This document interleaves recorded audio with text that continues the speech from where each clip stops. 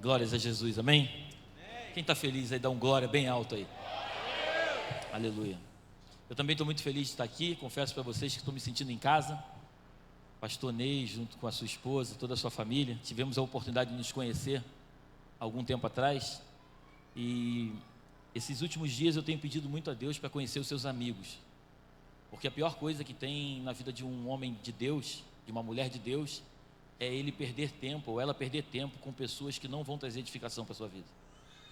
Existem pessoas que vão passar pela nossa vida, mas infelizmente elas não são enviadas, se assim eu posso dizer, não fazem parte de um processo. Recebe isso no teu coração com muito amor que eu estou te falando. Não quer dizer que elas não são pessoas ruins, mas tem pessoas que vão passar pela nossa vida, mas não vão agregar nada na nossa caminhada. Existem outras pessoas especiais que Deus vai colocar no nosso caminho, que vão nos impulsionar para nós chegarmos aos nossos destinos.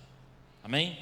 E eu acredito firmemente que nesses dias Deus tem escutado a minha oração e tem me apresentado seus amigos. Eu tive a oportunidade na sexta-feira agora ministrar na igreja do pastor Tiago, e foi uma bênção também. Hoje, pela misericórdia de Deus, estou aqui com vocês, e eu creio firmemente que Deus está nesse lugar. Quando estávamos adorando ao Senhor, eu estava no meu cantinho ali, as lágrimas corriam no meu rosto, porque quando Deus se faz presente, a gente percebe claramente aquilo que Ele vai fazer. A Bíblia chega ao ponto de dizer que aquele que é espiritual discerne as coisas do Espírito, e aquele que é carnal discerne as coisas da carne. E eu quero, essa noite, antes de nós entrarmos na mensagem, eu quero apresentar os meus amigos. Aquele é o Márcio. Fica de pé, Márcio, por favor. Márcio é um grande amigo, Márcio é um grande empresário no Rio de Janeiro, um homem que Deus tem levantado ali, um homem temente a Deus, um homem fiel, um homem generoso, um homem que tem abençoado muito o nosso ministério, não só através de recursos, mas principalmente através da sua vida. Está junto com a sua família nos ajudando nessa obra. O Márcio é um príncipe de Deus. Pastor Renato, fica de pé. Pastor Renato é um homem de Deus. Acabamos de inaugurar uma igreja agora na Zona Norte, lá no Rio de Janeiro. Pastor Renato está à frente desse trabalho. Chegou na igreja 2 anos atrás, completamente destruído. Deus permitiu que nós cuidássemos do coração dele. Firmamos uma aliança ali no Espírito. E Deus, pela sua infinita misericórdia, foi nos revelando o caráter e quem é esse homem de Deus junto com a sua família. E hoje estamos caminhando junto aí, creio que até Jesus voltar. Amém? João, fica de pé, João. João é um príncipe, João é um filhão na fé. O João, todo lugar que eu vou, eu sempre costumo falar a mesma coisa. O João, ele hoje é responsável pelos adolescentes da igreja. Há uns 2 anos atrás, mais ou menos, se não me falha a memória, 1 ano e pouco, 2 anos. O João, ele já caminhava comigo há algum tempo, e ele chegou para mim há uns quase 2 anos atrás e disse: pastor, eu te amo, eu amo andar contigo, eu sei que você é um homem de Deus, mas eu acho que vou ter que sair da igreja. Eu falei: mas por que, João? Aí ele falou assim: porque eu tenho 3 filhas, 3 meninas, 2 adolescentes, e aqui na igreja tem muitos eventos para mim e para minha esposa, mas para minhas filhas não tem nada. E isso está me atrapalhando um pouco na caminhada, e eu acho que não vou ter condições de ficar com você. Aí eu virei para ele com muito amor, falei: João, deixa eu te falar uma coisa. Os problemas da igreja, com todo respeito, eu conheço todos eles. Eu não preciso de você para me dizer quais são os problemas da igreja. Eu preciso de homens que se levantem e me ajudem a resolver os problemas. Aquilo entrou como uma flecha no coração dele. Ele se levantou naquele tempo e ele começou um trabalho. E hoje, para a honra e para a glória do nome de Jesus, ele e a sua esposa lideram mais de 180 adolescentes. Amém? Então, João é um príncipe de Deus. João é um homem generoso, um homem bom, um homem de caráter. Eu me chamo Leonardo, sou pai de 3 meninos, sou casado com uma mulher linda. Eu costumo dizer lá na igreja que eu orei muito e ela orou pouco. E fruto dessa relação, esses 3 meninos, o nosso mais velho, primogênito, chamado João Vitor, é um menino lindo, um príncipe de Deus. Leonardo, João Vitor tem 15, Leonardo tem 14 anos. E tem o nosso pequenininho, Davi, de 6 aninhos, que eu chamo ele de Davi treme-treme. Aonde ele chega, ele faz um vendaval. Mas é uma bênção de Deus, e Deus tem sido generoso conosco. Amém? Estamos pastoreando uma igreja no Rio de Janeiro, chamada Belém Church, e fizemos 5 anos agora em março. Estamos começando agora, mas Deus tem sido muito bom. Confesso para vocês que isso não tem nada a ver comigo e com a minha esposa. Tem a ver com a misericórdia e com a glória de Deus. Nós entendemos que tudo que está acontecendo ali é fruto de simplesmente nós nos colocarmos à disposição. Porque eu quero nessa noite dizer algo, e o teor da minha mensagem é exatamente isso. Deus não busca pessoas perfeitas, Deus não busca pessoas eloquentes, Deus busca pessoas de verdade. Pessoas que queiram viver um evangelho genuíno. Pessoas que estão dispostas a entender que não importa quem elas eram, mas que importa o que elas vão se tornar. Deus busca essas pessoas, e eu creio no meu coração que essa noite uma chave vai virar dentro de você. Eu só peço que você não fique preocupado com o mensageiro, mas que você se ligue na mensagem. Porque eu não tenho nada para oferecer para vocês, mas eu creio que aquele que me enviou, ele é poderoso para fazer infinitamente mais do que vocês pensam, do que vocês pedem, segundo o seu poder que opera dentro de nós. Amém? E eu quero começar essa mensagem, quero te convidar a abrir sua Bíblia no livro de João, capítulo 20, versículo 1. João 20, 1.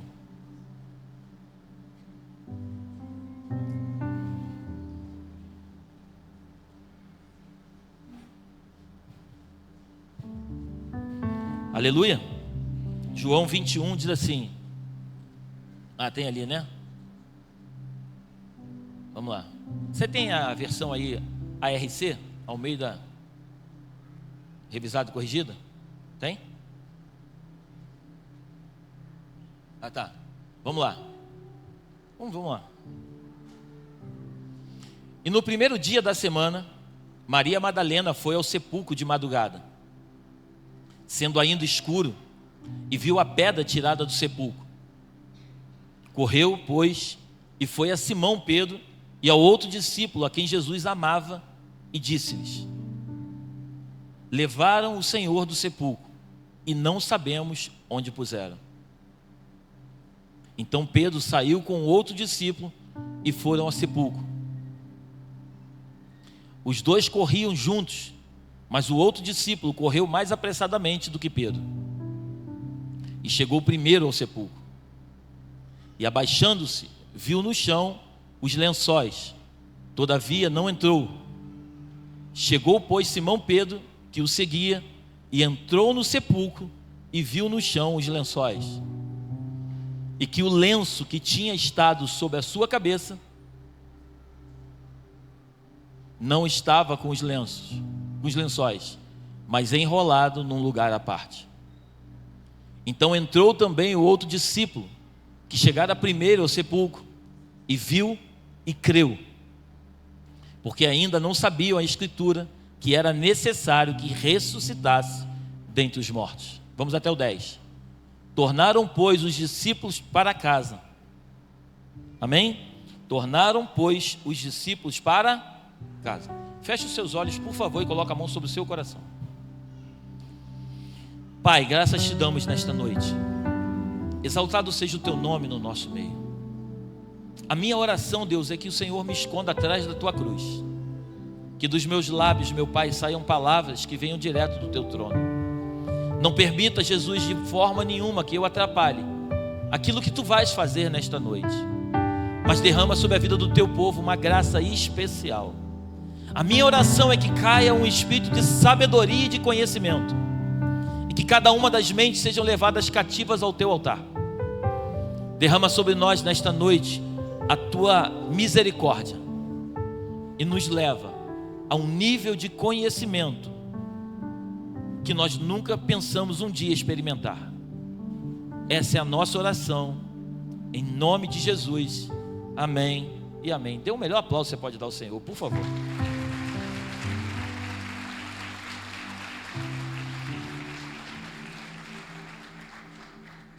Esse momento da história é um momento interessante.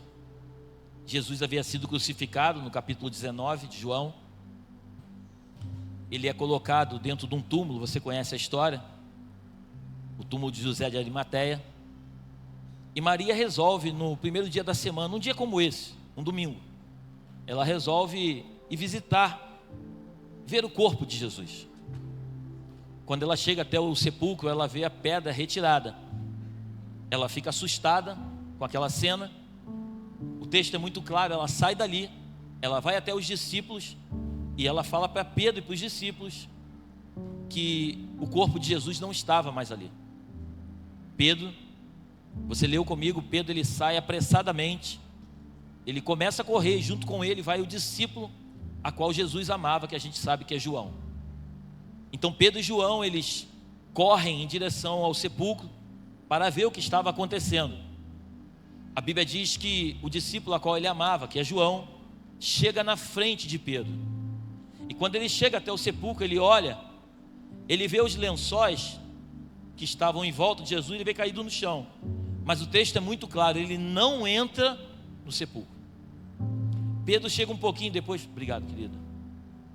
Pedro chega um pouquinho depois, e Pedro, além de ver os lençóis no chão, Pedro resolve entrar dentro do sepulcro. E quando ele entra, o texto é muito preciso, diz que o lenço que estava envolto à sua cabeça estava dobrado, estava colocado de lado.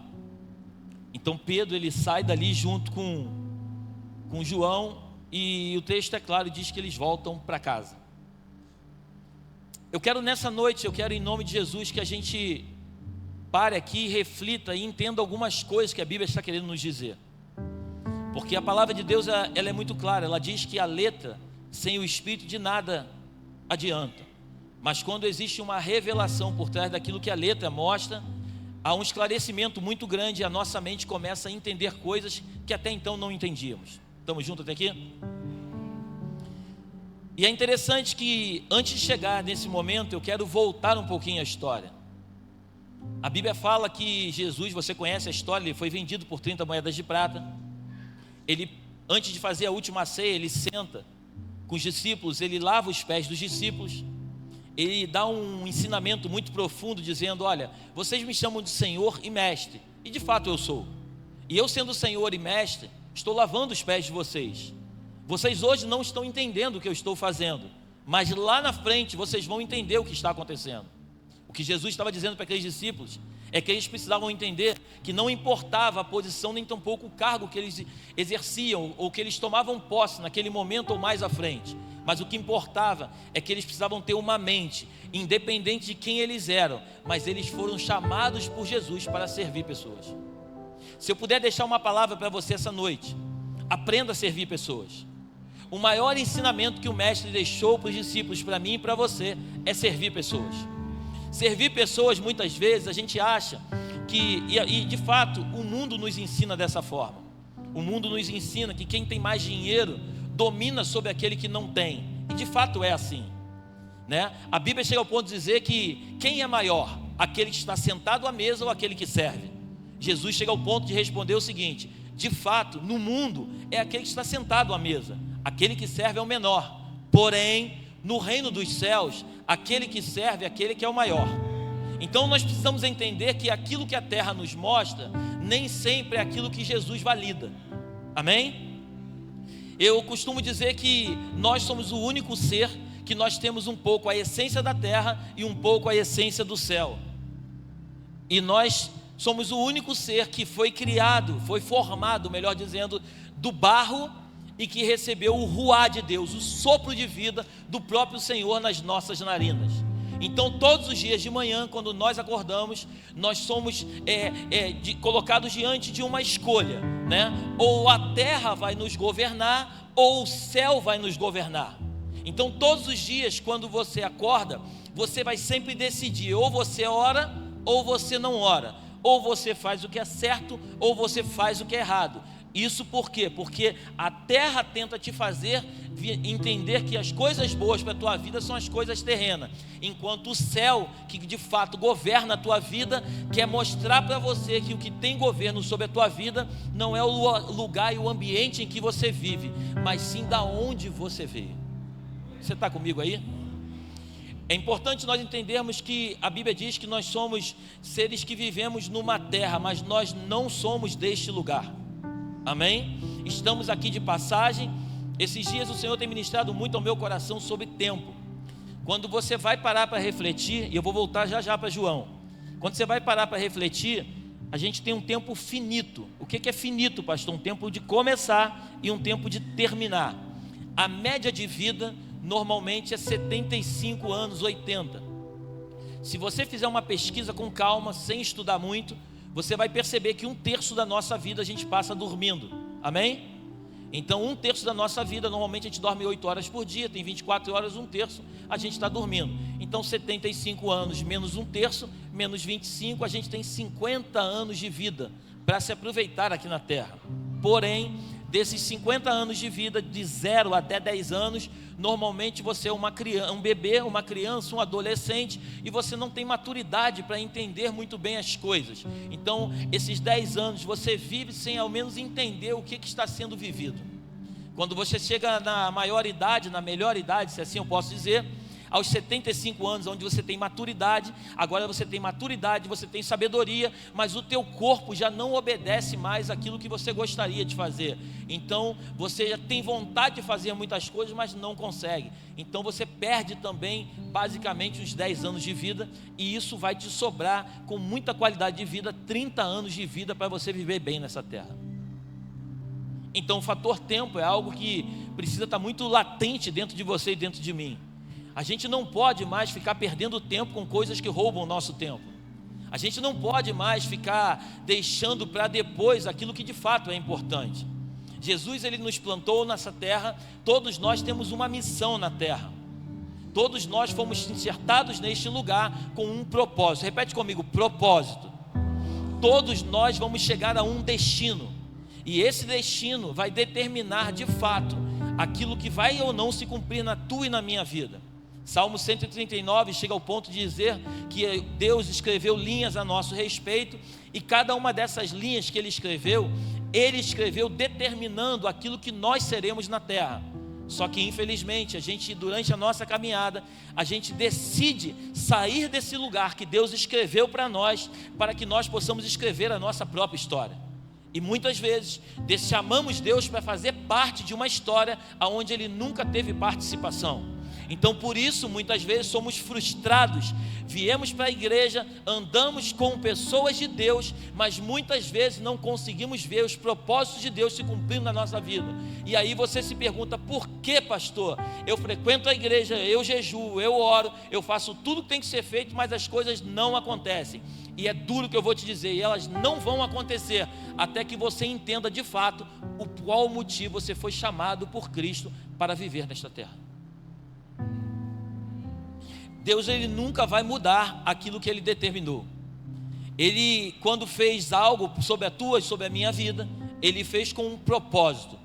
Ele, quando nos plantou nesta terra, Ele sabia exatamente que família você ia nascer, a forma que você ia viver. Por mais que algumas pessoas aqui possam ter uma infância dolorida, uma infância, de repente, se você foi abusado, ou você sofreu na sua infância, tenha certeza de que Deus, Ele não permitiu. As linhas que Ele escreveu não tem a ver com isso, mas em algum momento alguém distorceu aquilo que Deus tinha para você.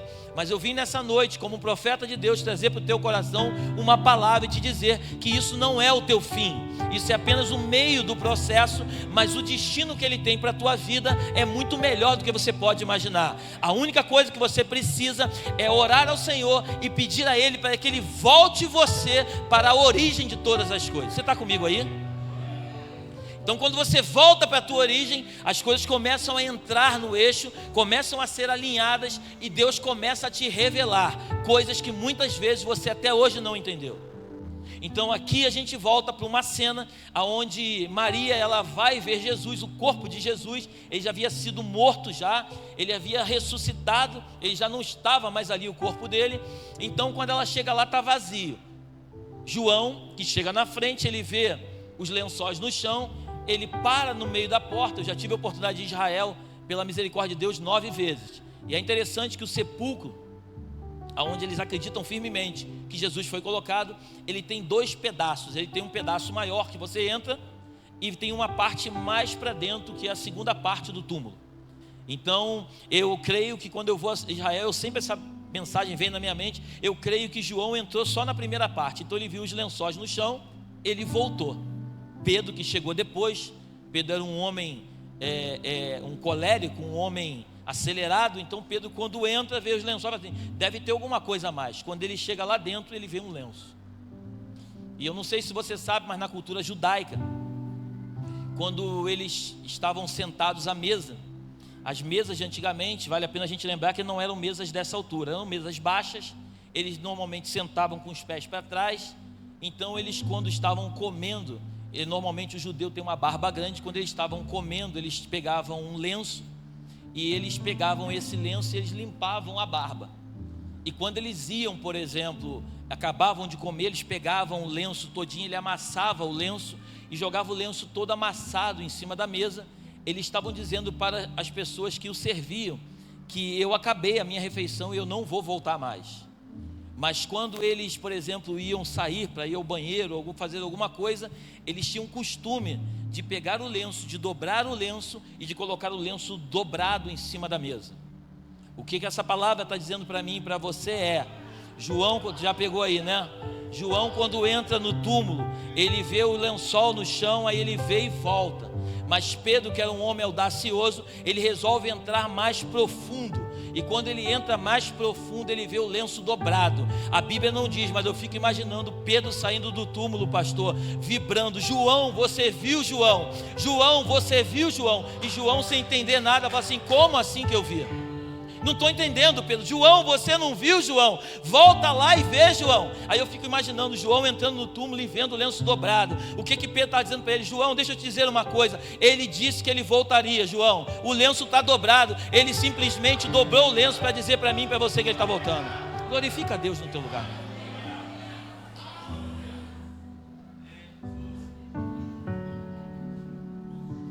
Eu quero nessa noite te dizer que só vai ver coisas profundas quem entrar dentro daquilo que tem profundidade. Se você continuar entrando na porta e ficar só olhando de longe, você vai até sentir arrepio, vai sentir Deus falar contigo, as lágrimas vão escorrer, mas você nunca vai experimentar aquilo que Deus tem para você. Mas se você, a partir de hoje, entender que Deus está chamando você para lugares mais profundos, para águas mais fundas, Deus vai começar a trazer um nível de revelação sobre a tua vida, que você vai começar a entender quem Ele é. Eu sou crente há alguns anos. Eu me converti, ou melhor, eu me convenci em 98. Em 98 eu entrei pela igreja pela primeira vez, minha família toda espírita, minha bisavó, tinha terreiro de macumba, a minha família toda servia as trevas. Eu nunca gostei muito, mas era obrigado a ir, porque todo mundo ia. E um dia em 98 eu entrei dentro de uma igreja evangélica pela primeira vez. Quando eu entrei foi como uma flecha, eu entrava, eu chorava compulsivamente. O Espírito de Deus tocou no meu coração, eu senti alguns arrepios, mas eu só tinha entrado só no lugar em que João havia entrado. Eu gostava de Jesus, eu era dizimista fiel, Deus prosperou a minha vida, o Senhor foi bom comigo, mas eu nunca tive uma experiência profunda com Ele. Eu era solteiro, eu saía da igreja e ia para a noitada, porque eu queria curtir, eu era jovem. Eu não tinha temor nenhum a Deus. E deixa eu te dizer uma coisa: temor a Deus não é ter medo de Deus. Temor a Deus é respeitar a Deus acima de todas as coisas. Então o temor não existia na minha vida. Provérbios capítulo 1, versículo 7 diz que o temor ao Senhor é o princípio da sabedoria. Então eu não tinha sabedoria. Então eu amava a Deus, eu sentia arrepio, eu chorava, eu me comovia com as músicas, mas eu era um simpatizante do Evangelho. No ano de 2001 aconteceu a coisa mais trágica na minha vida. Eu perdi a minha mãe no assalto, mataram a minha mãe. E eu estava construindo uma casa, que era o sonho dela, a casa estava pronta, a gente ia mudar uma semana. E quando eu perdi minha mãe, a minha vida paralisou. Foi um baque muito forte. Isso tem 23 anos, até hoje eu sinto. Minha mãe era a melhor amiga que eu tinha na terra, abaixo de Deus, minha mãe era tudo para mim. E quando eu perdi minha mãe, no ano de 2022, eu resolvi sair da igreja. E eu me afastei, eu entrei com força na bagunça. E eu fiquei de 2002 até 2006 vivendo coisas que eu nunca gostaria de que um ser humano vivesse. No ano de 2006, o meu pai veio morar comigo e ele me convidou para ir na igreja. Meu pai era firme em Deus, orava por mim, e eu falei: pai, hoje eu vou contigo. E quando eu resolvi ir, nesse dia, eu peguei um trânsito muito grande, parei do lado de um carro, conheci uma moça chamada Márcia. Gente, no trânsito, a gente se conheceu, trocou telefone. 7 meses depois, eu estava subindo no altar para casar com ela. E quando eu conheci essa mulher me levou de volta para o Senhor. Mas quando ela me levou dessa vez, pastor, eu não estava mais entrando no lugar em que João entrou. Eu comecei a entrar no lugar em que Pedro havia entrado. Eu comecei a querer conhecer não o Jesus da letra, eu comecei a querer conhecer o Jesus do Espírito. Eu comecei a querer conhecer um Jesus de relacionamento, não um Jesus como Jó disse: eu antes ouvia falar de ti, mas agora os meus olhos te veem. Eu dizia para o Senhor que eu não queria ser mais um crente, eu queria ser um filho de verdade do Deus Altíssimo. Eu queria conhecer a intimidade daquele Deus que me tirou do império das trevas e me transportou para o reino do Filho do seu amor. Eu queria viver experiências com Ele, eu queria viver coisas que um ser humano normal não poderia viver. E deixa eu dizer uma coisa para você: Deus não tem preferência, guarda isso no seu coração. Deus não tem preferência, Ele tem íntimos. Toda pessoa que é íntima dele vai receber segredos que muitos daqueles que andam na periferia não vão entender.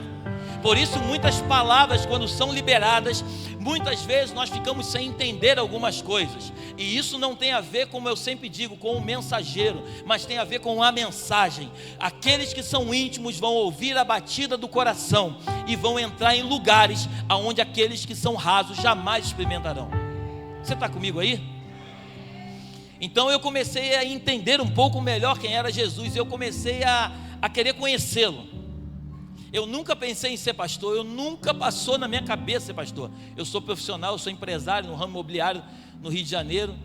Pela misericórdia de Deus, sou muito bem sucedido naquilo que eu faço. Deus me chamou e Deus soprou meu nome naquele lugar. Deus tem sido bom comigo.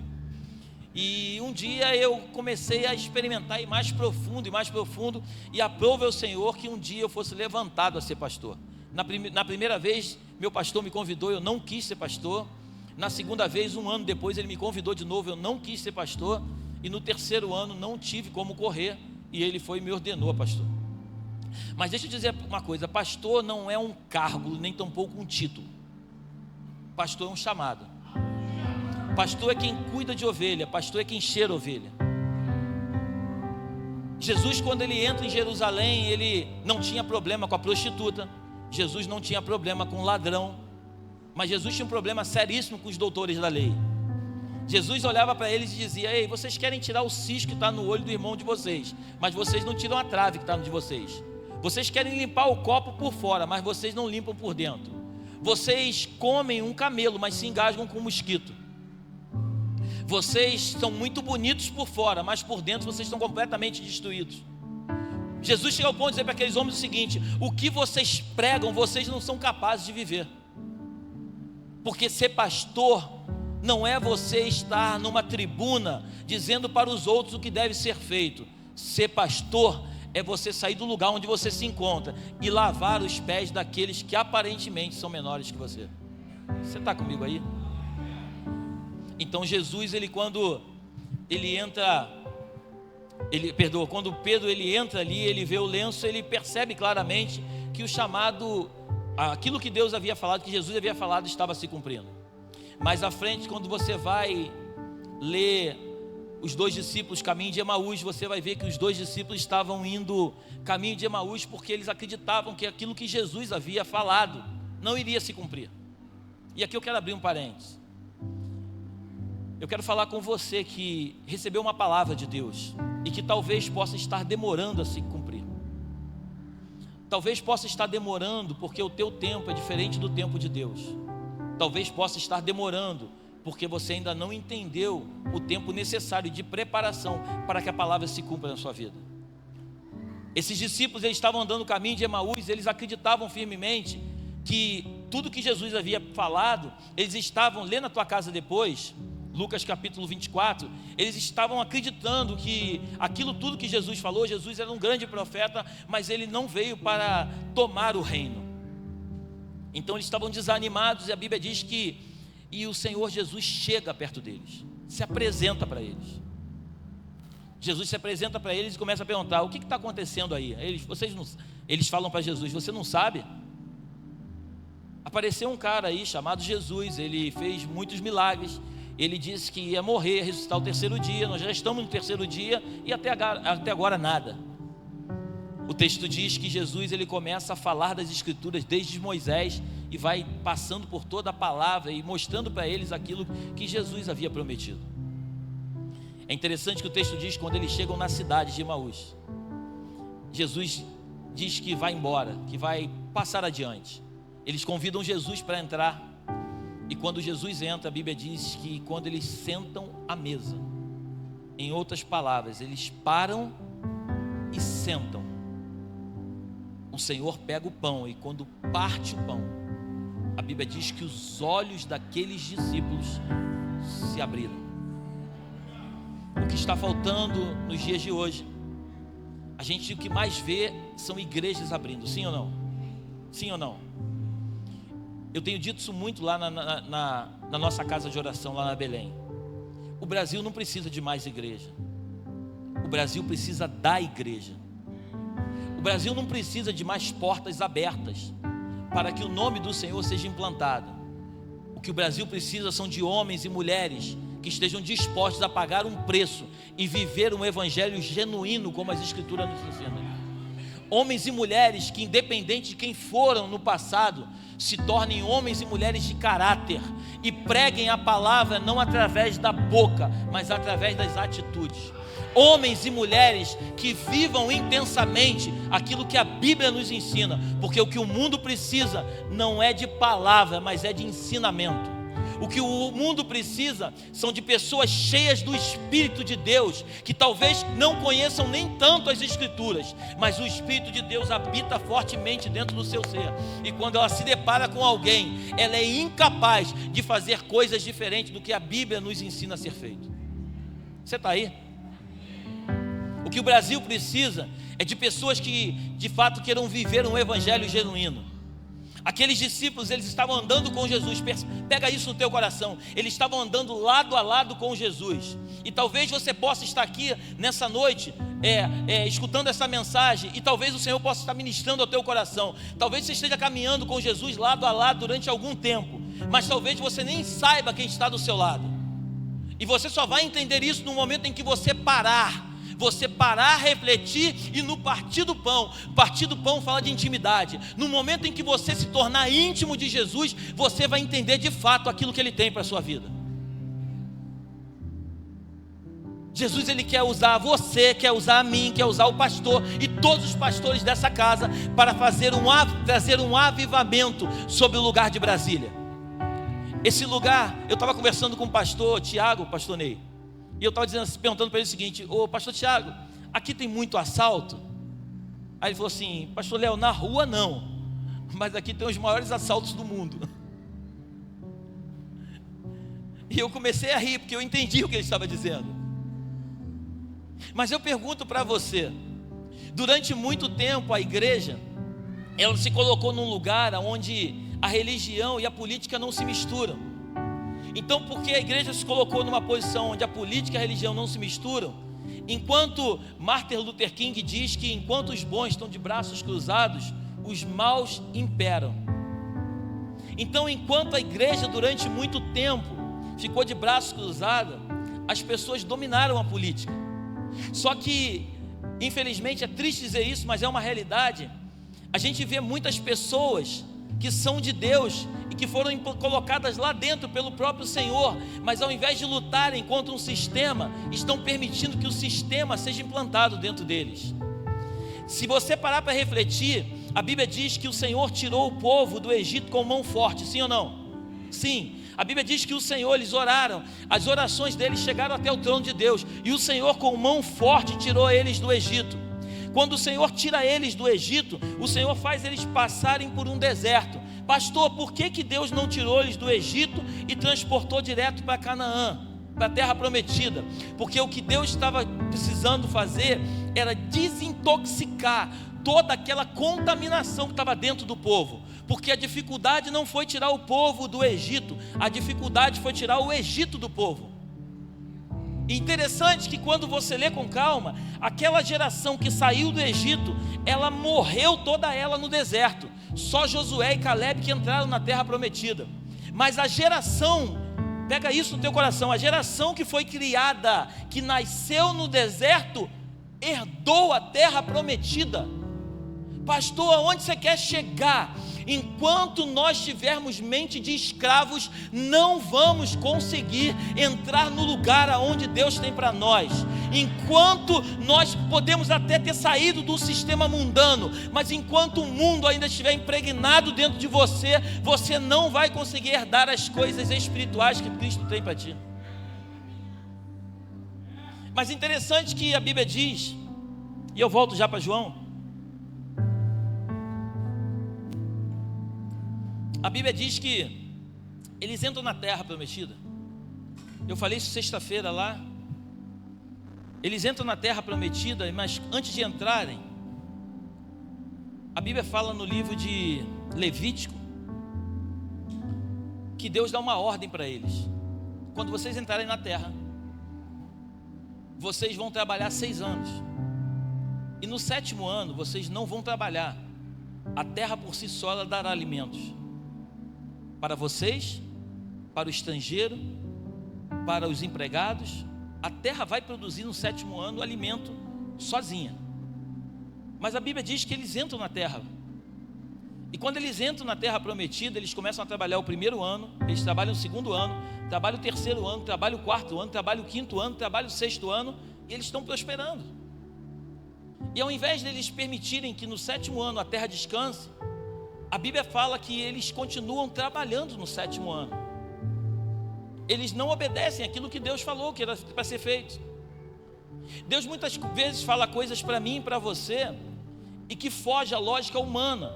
E por nós estarmos acostumados com esse mundo em que nós vivemos, a gente acaba acreditando que nós precisamos entrar no sistema do mundo, quando na verdade precisamos trazer o sistema do céu para ser implantado no mundo.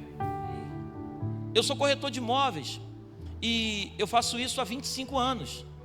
E durante um bom tempo da minha vida, eu sempre trabalhei domingo, porque sábado e domingo, não sei se tem algum corretor aqui, mas sábado e domingo são os dias que mais as pessoas estão em casa para ver imóveis, principalmente no domingo. Então eu sempre acreditei que domingo era o melhor dia para se trabalhar, porque domingo é o dia em que as pessoas estão em casa. Mas a minha Bíblia, igual a sua, diz que o domingo é o dia do descanso. Então durante muitos anos eu trabalhei e eu prosperei.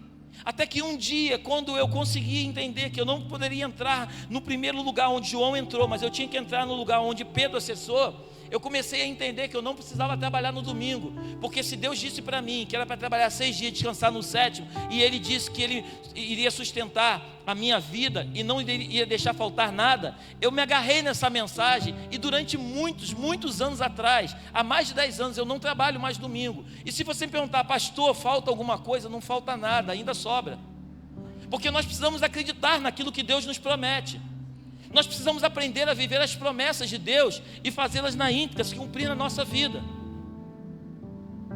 Então, quando o povo ele entra na terra prometida, eles trabalham 7 anos ininterruptos e eles prosperam, mas só que eles não fazem só 7 anos. Se você fizer as contas depois, eles trabalham 490 anos direto, sem descansar a terra. O 2º livro de Crônicas diz que tem um momento em que Deus fala assim, já que eles não deixaram a terra descansar, então nós precisaremos fazer com que a terra descanse por si só.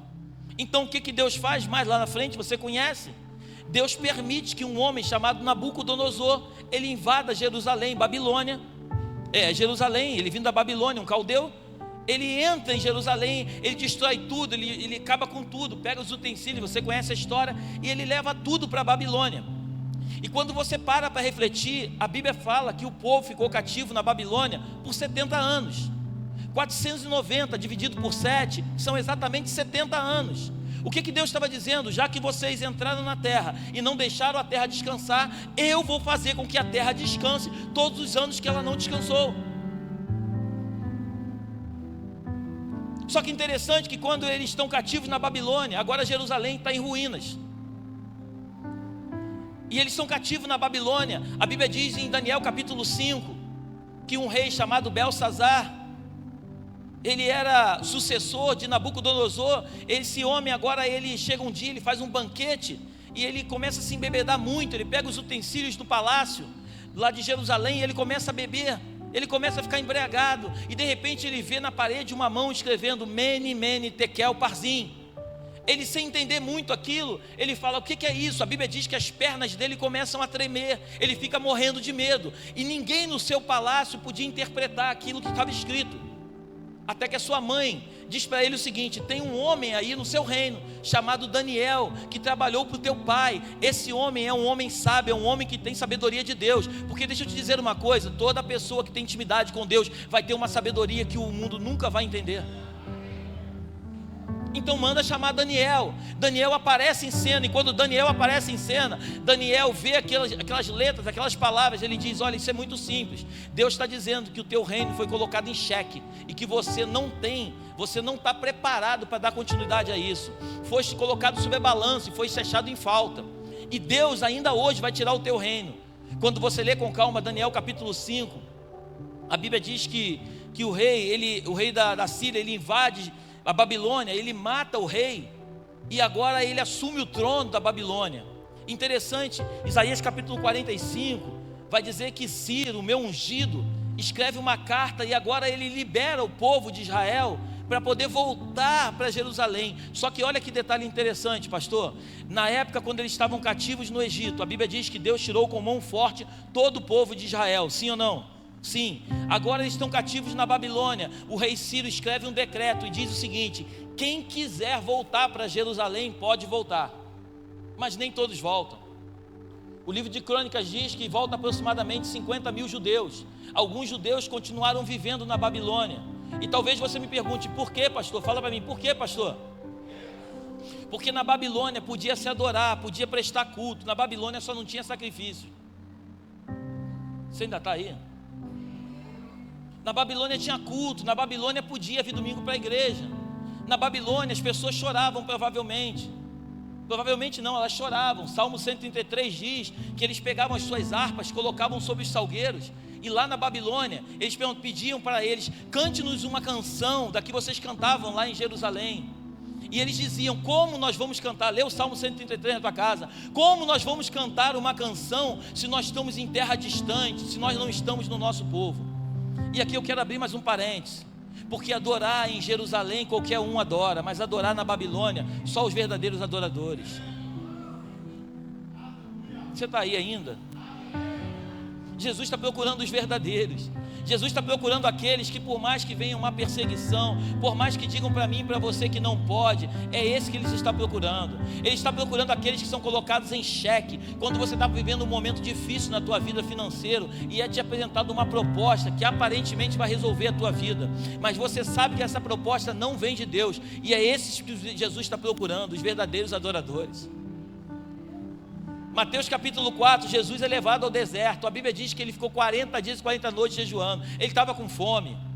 Satanás se apresenta para ele e diz: ei, se tu és realmente o Filho de Deus. Mas espera aí, há um pouquinho atrás o próprio Senhor tinha dito para ele: esse é o meu Filho amado em quem me comprazo. O diabo sempre vai ficar perguntando na tua mente se realmente você é filho de Deus. Deixa eu te dizer uma coisa: Jesus já disse várias vezes para mim e para você que nós somos irmãos e nós somos filhos do Deus Altíssimo. Amém? Então, quando eles agora estão na Babilônia, agora é feito um decreto, alguns voltam para Jerusalém, porque a Babilônia, quando a gente vai estudar a Bíblia com calma, a Babilônia naquele tempo era um lugar geográfico, era um espaço físico, mas nos dias de hoje a Babilônia é um sistema corrupto que tem aprisionado a mente de muitos cristãos.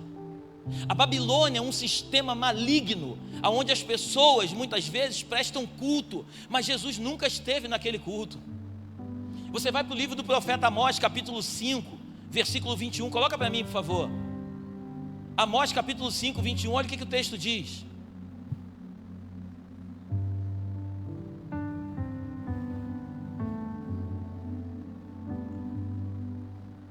Aborreço, desprezo as vossas festas e as vossas assembleias solenes, não me dão nenhum prazer. Tem reuniões que Jesus não está presente. Eu vou repetir, tem reuniões que Jesus não se faz presente. Vamos queimar, mas vamos queimar o quê? A Bíblia diz que nos dias de hoje nós somos a verdadeira oferta. Nós não precisamos queimar as coisas, nós temos que ser queimados por Ele.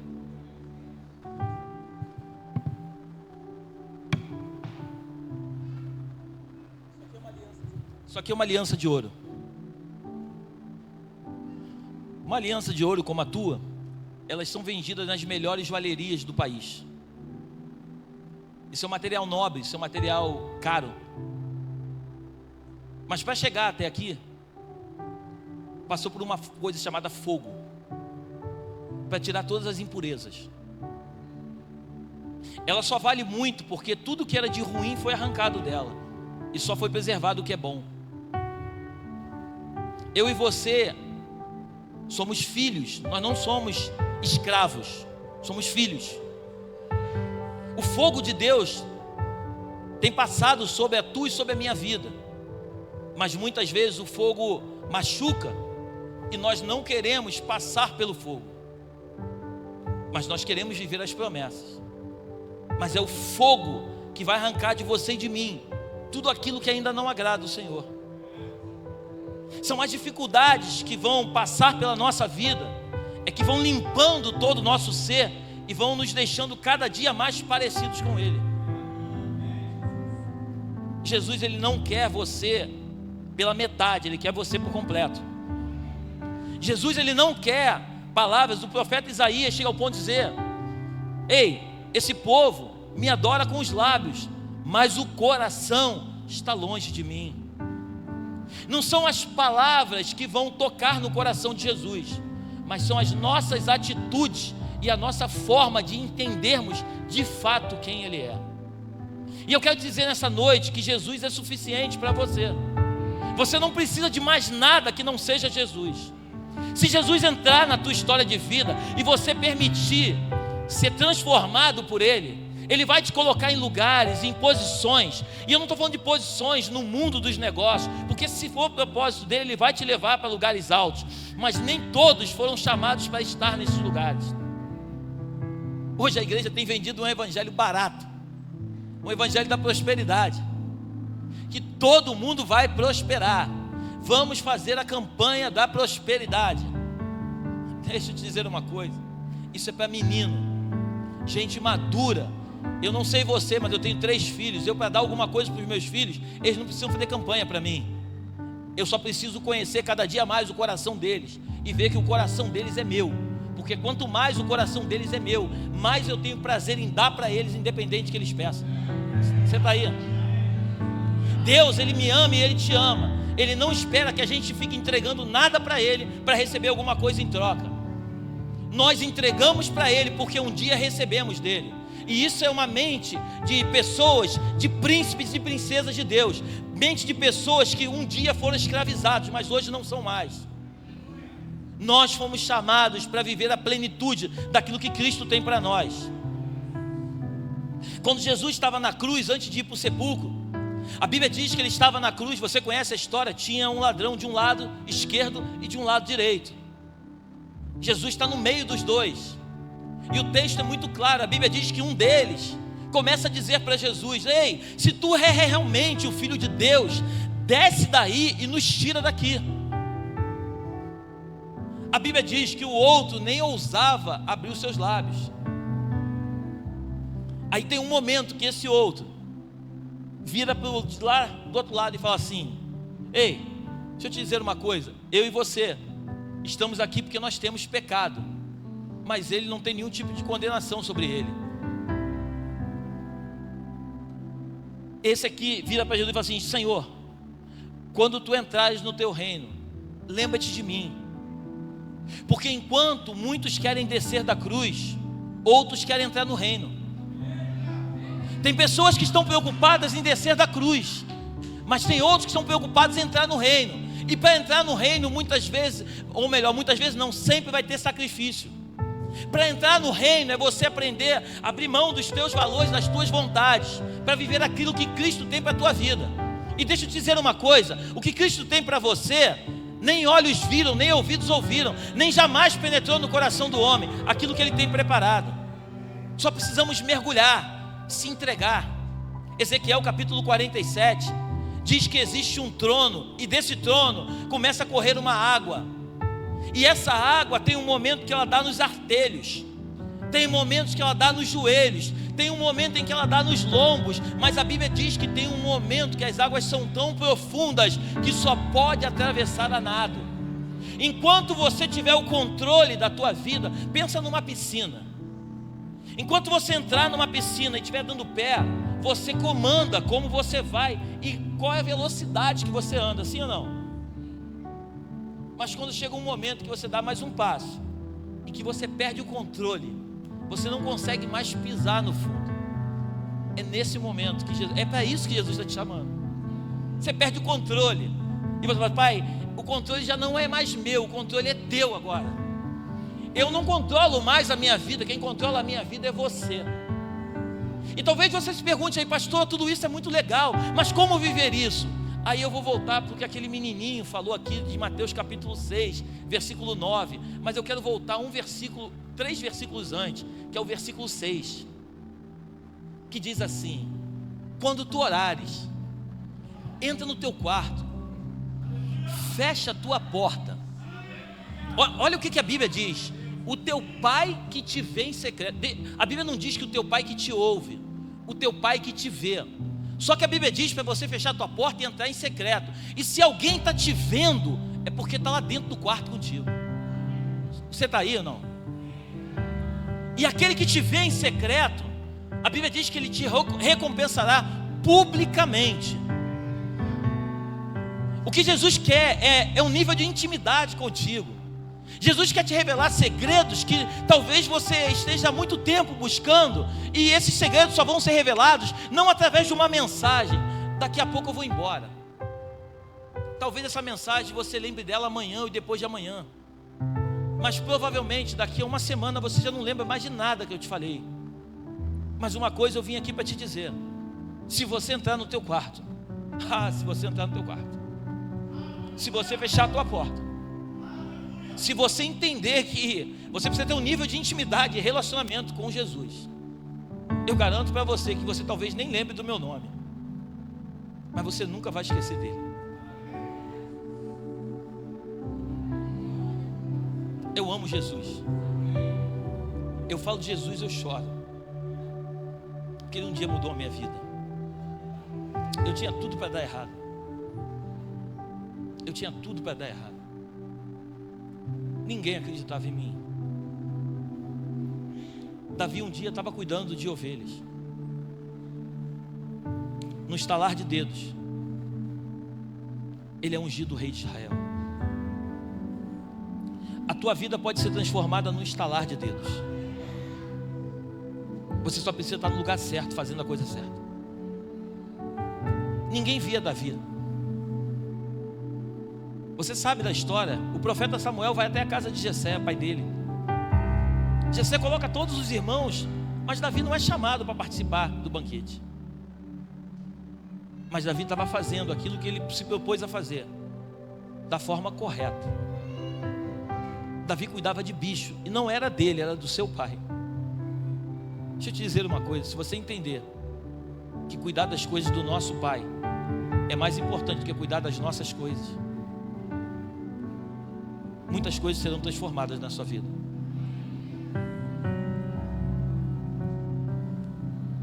Ninguém via Davi, mas a Bíblia diz que quando via um urso e pegava uma ovelha, a Bíblia diz que ele ia lá e tirava a ovelha da boca do urso e matava o urso.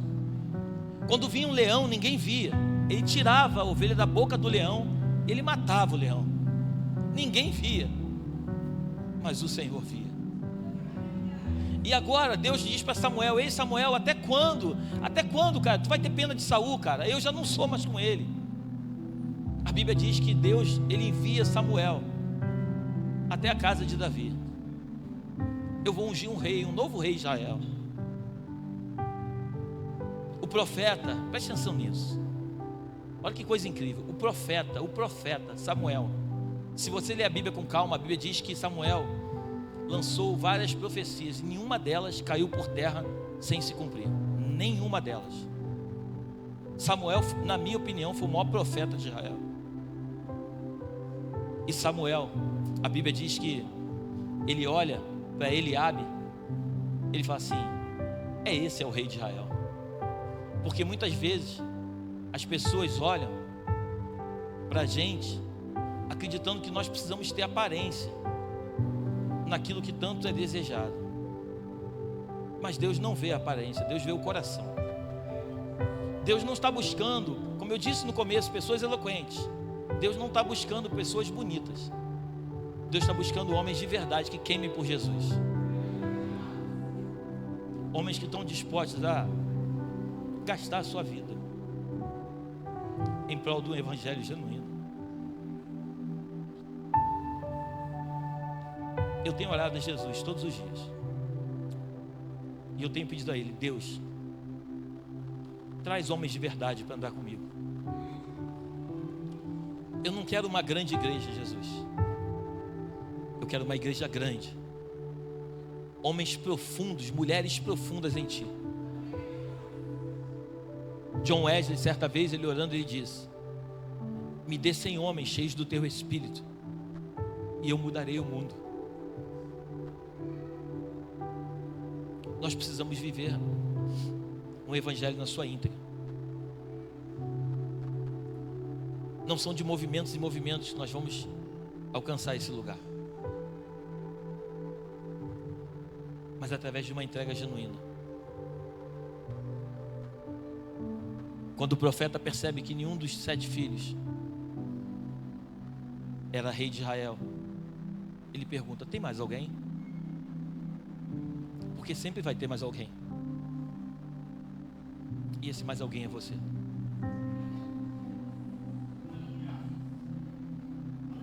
Tem umzinho lá que está cuidando das ovelhas. Manda chamar ele. Mas o que é mais lindo é que a Bíblia diz que o profeta diz assim: ninguém senta, porque ninguém podia sentar enquanto o rei não chegasse. Davi entra. Eu sempre brinco lá na igreja. Fico imaginando um ruivinho de calça curta, uma tiradeira no pescoço, um cheiro de bicho. O que está acontecendo aí? A Bíblia diz que o Senhor olha para ele. Cara, isso é muito forte. É isso, Samuel. Esse é o rei, cara. Talvez Samuel tivesse olhado e falado assim: mas ele não tem pinta de rei. E aí Deus falou assim: ele não tem pinta de rei, mas ele tem coração de rei. Ele não tem aparência de rei, mas o coração dele é de rei. Se ele cuida de bicho desse jeito, imagina esse cara cuidando de gente. Se esse cara luta com um leão e com um urso por causa de uma ovelha, o que esse cara não vai fazer pelo meu povo? Você ainda está aí, cara. Eu não vim falar de um Jesus da letra. Eu não vim falar de um Jesus da história. Eu vim essa noite mostrar um Jesus que é muito poderoso. Eu vim essa noite falar de um Jesus que transforma a vida. Quinta-feira passada eu trouxe uma palavra sobre o rei Manassés. Manassés foi o cara mais endemoniado que existiu na terra. Eu estava estudando sobre Manassés, pastor Ney. As pessoas chegam ao ponto de dizer que os estudiosos que Hitler perto de Manassés era ficha de telefone, de tão ruim que era o cara. Esse cara, as ruas de Jerusalém, elas ficavam com poças de sangue. O historiador Flávio Josefo, no primeiro século, o maior historiador do primeiro século, chega ao ponto de dizer que esse cara tinha prazer de matar pessoa. Ele matava uma pessoa por dia. O cara era ruim. Mas a Bíblia diz que ele foi preso, ele foi levado para a Babilônia, preso. E na Babilônia, dentro de uma prisão, ele lá em Jerusalém, ele tinha feito todas as abominações, tinha trazido Deus a Zerá, tinha trazido Baal, tinha destruído praticamente o templo. Mas dentro da prisão, a Bíblia diz que esse cara orou, ele se arrependeu e ele orou a Deus. Eu não sei o que isso fala para você, cara. A Bíblia diz que o Senhor ouviu a oração dele, e Deus mudou a vida de Manassés. Deus tira ele da prisão, traz ele de volta para Jerusalém. Ele, quando volta para Jerusalém, ele destrói todos os postes ídolos, ele acaba com todos os deuses com letra minúscula, e ele começa a adorar ao Deus Todo-Poderoso. Se Deus fez isso com Manassés, um homem mau, O que Ele não pode fazer com a tua vida e com a minha vida? Mas é necessário um arrependimento. Eu quero te convidar nessa noite, fica de pé, por favor.